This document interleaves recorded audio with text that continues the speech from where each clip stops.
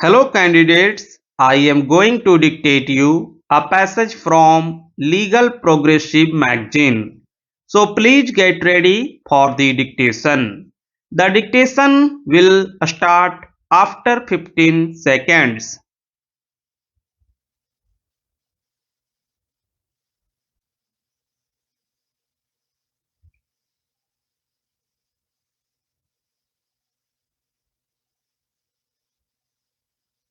It is urged by him that the High Court has fallen into error by opining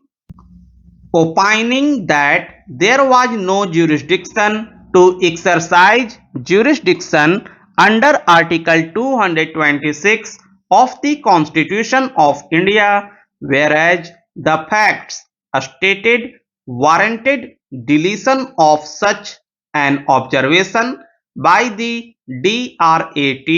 as a tribunal has no jurisdiction to grant such liberty, and especially when a settlement between the borrower and auction purchaser had been arrived at. Learned counsel would submit that the DRAT had really not addressed to any issue, and after recording a settlement in a most brief manner, recorded the observations which really deserved to be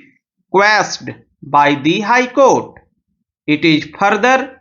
canvassed by the counsel that the High Court should have taken note of the fact that the order passed by the DRAT had already been complied with, and it was absolutely unnecessary to drag the bank to a further litigation which is contrary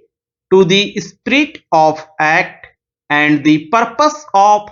recovery of debts due to Banks and Financial Institutions Act 1993. It is also contended that the DRAT failed to take note of the prayer made by the appellant therein, and for no important reason the matter was kept pending for more than 4.5 years. The learned counsel,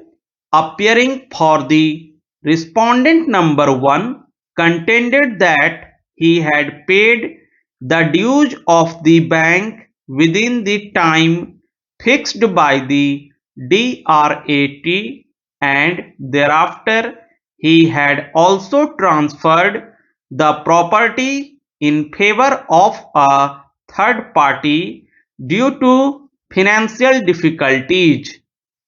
In essence, submission of learned counsel is that putting the clock back is likely to cause serious loss to him.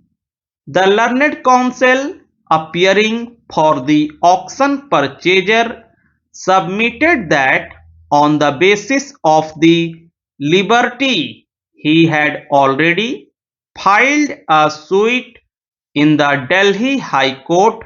and is entitled to pursue the remedy because of action was taken in hot haste in by the bank in putting the property into auction without indicating that litigation was going on between the borrower and the bank. It is urged by him, had the said fact was made known, the third respondent would not have participated in the auction. It is argued by him that his claim for damages cannot be nullified the decision of the High Court.